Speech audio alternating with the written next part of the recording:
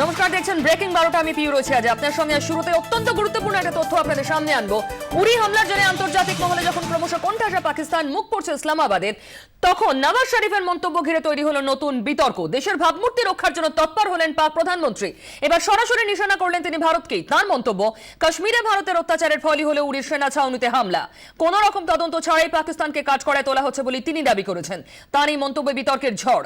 এর আগে রাষ্ট্রসংঘের বৈঠকেও কাশ্মীর ইস্যু তুলে সুর চড়িয়েছিলেন নওয়াজ। তিনি বলেছিলেন, উপত্যকায় মানবাধিকার লঙ্ঘনের সমস্ত প্রমাণ তার হাতে রয়েছে। হিজবুল জঙ্গি বুরহান ওয়ানির নাম টেনে এনেও ভারতকে আক্রমণ করেছেন তিনি। বুরহানকে তিনি উল্লেখ করেছেন কাশ্মীরের গণ আন্দোলনের প্রতীক হিসেবে। এবার উরি হামলা এবং তার সঙ্গে কাশ্মীর যোগ টেনে নয়া বিতর্কের জন্ম দিলেন পাক প্রধানমন্ত্রী নওয়াজ শরীফ। এ নিয়ে আমরা কথা বলবো সরাসরি। আমাদের সঙ্গে রয়েছেন আমাদের চিফ রিপোর্টার নিউজ রুম থেকে রজত শুভ্র মুখুটি।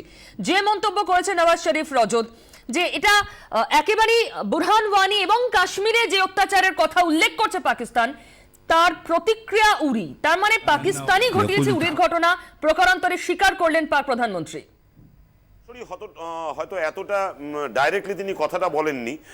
তার বক্তব্যের মধ্যে দিয়ে যেটা উঠে এসেছে, তিনি এমনটা বলেছেন যে কাশ্মীরে ভারত সরকার যা বিহেভিয়ার করছে, যা অত্যাচার চালাচ্ছে বলে তার অভিযোগ, তারই পরিণতি হয়তো উরি অ্যাটাক।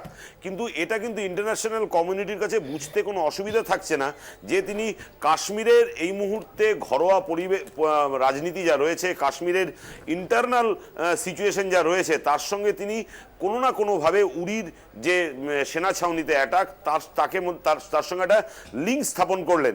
এবং এটা কিন্তু ভারতের হাতে একটা বড় অস্ত্র তুলে দেওয়াই হলো, যে এটাকে একটা ডিপ্লোম্যাটিক ফেলিওর এই মুহূর্তে বলছেন আন্তর্জাতিক বিশেষজ্ঞরা।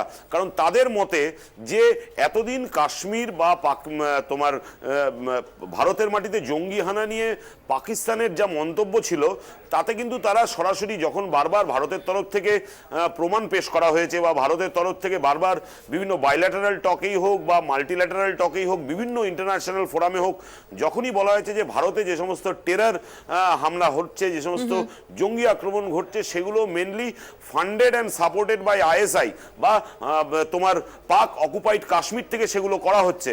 কিন্তু সেই সময় দাঁড়িয়ে তোমার একটা পাকিস্তানি কূটনীতির পরম্পরা যেটা, সেটা কিন্তু তারা বারবার অস্বীকার করে এসছে যে না, পাক ভূখণ্ডকে কোনোভাবেই ভারতে আক্রমণের জন্য, ভারতে জঙ্গি হানা ঘটানোর জন্য ব্যবহার করা হচ্ছে না। কিন্তু আজকে এই মুহূর্তে দাঁড়িয়ে নওয়াজ শরীফ যে টুইট করেছেন, সেই টুইটে কিন্তু একটা ব্যাপার গোটা বিশ্বের কাছে একদম ক্লিয়ার হয়ে যাচ্ছে, যে তিনি কোনো না কোনোভাবে কাশ্মীরের ডোমেস্টিক পলিসির সঙ্গে উরির অ্যাটাক, এই দুটোকে একটা কোথাও যেন মেলাতে চেয়েছেন। ভারতীয় এস্টাবলিশমেন্ট কিন্তু এটাই বারবার বলতে চাইছে যে উরির আক্রমণের পেছনে পাকিস্তানি মদতপুষ্ট জঙ্গিরা রয়েছে। কিন্তু সেটা এতদিন ডিনাই করে আসার পর আজকে যখন পাক রাষ্ট্রপ্রধান নওয়াজ শরীফ সরাসরি বলছেন যে জম্মু কাশ্মীরের যা পরিস্থিতি, তার সঙ্গে লিঙ্ক, তার পরিণতি হচ্ছে উরি অ্যাটাক, তারপরে কিন্তু পাকিস্তান সরকারের পক্ষে এর ফলে ভবিষ্যতে এই জায়গার থেকে ব্যাক আউট করা কিছুটা টাফ হয়ে যাবে।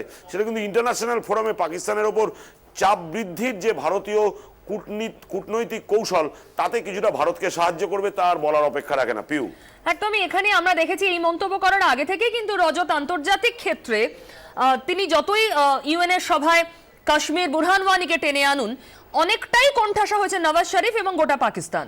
তার এই মন্তব্যটা, এই প্রতিক্রিয়া, সেটা কি আরো কোথাও পাকিস্তানকে একঘরে করে দিল না? এটা তো পাকিস্তানের বিপক্ষেই যেতে পারে। তাহলে এই ধরনের মন্তব্যের কি তাৎপর্য?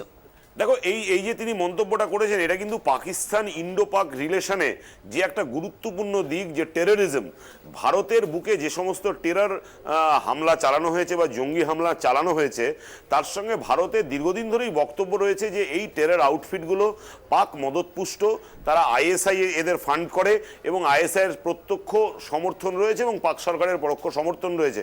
বিভিন্ন দ্বিপাক্ষিক আলোচনা বা বহুপাক্ষিক আলোচনা বা বিভিন্ন ইন্টারন্যাশনাল ফোরামে পাকিস্তান কিন্তু এই অভিযোগ চিরকালই অস্বীকার করে এসছে। এবং তাদের বক্তব্য যে ভারতের তরফ থেকে যে সমস্ত যুক্তি এবং প্রমাণ দেওয়া হয়েছে, সেগুলো তারা সবসময় ভিত্তিহীন বলেছে। তোমার কাছে আমি আসছি, তুমি আমাদের সঙ্গে থাকো। এই মুহূর্তে আন্তর্জাতিক সম্পর্ক বিশেষজ্ঞ জ্যোতির্ময় বন্দ্যোপাধ্যায় আমার সঙ্গে টেলিফোনে রয়েছেন। জ্যোতির্ময় বাবু, নওয়াজ শরীফের এই প্রতিক্রিয়াকে আপনি কিভাবে ব্যাখ্যা করবেন? কিছুই না, এটা পাকিস্তান তো বিপদে পড়েছে। কারণ পরিষ্কার হয়ে গেছে যে ক্রস বর্ডার টেররিস্টরা এসেছিল এবং রেগুলার আসছে, নতুন কিছু নয়।